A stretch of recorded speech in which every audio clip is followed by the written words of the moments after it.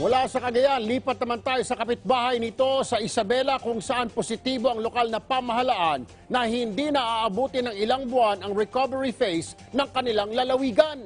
Malaking tulong naman sa mga apektadong pamilya ay pinaabot na ayuda doon ng Philippine Red Cross. May ulat si Daniel Manalastas.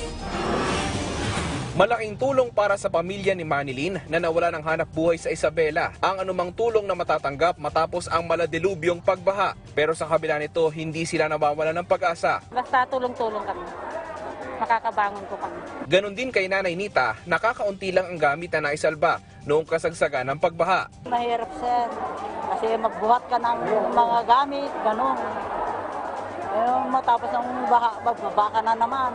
Binisita ng Philippine Red Cross ang barangay Sipay sa Ilagan, Isabela kung saan nakatira si Manilyn at Nanay Nita. Na mahagi ng relief assistance ang PRC, kagaya ng bigas, delata, noodles, tubig, face mask at face shield. Ayon kay Senator Richard Gordon na chairperson ng PRC, nais niya rin magkaroon ng COVID-19 testing sa mga apektadong evacuation centers sa bansa.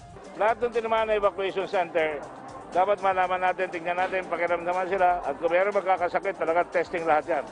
Naniniwala naman si Isabela Governor Rodito Albano na hindi aabutin ng ilang buwan ang recovery phase ng Isabela, kundi aabutin lamang daw ito ng ilang linggo.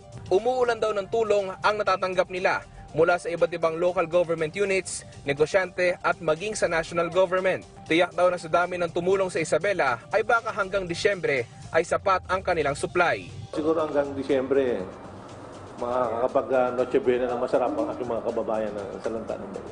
Madali kami bumangon dito kasi unang-una, hindi na sana yung mga tao rito magpalimos.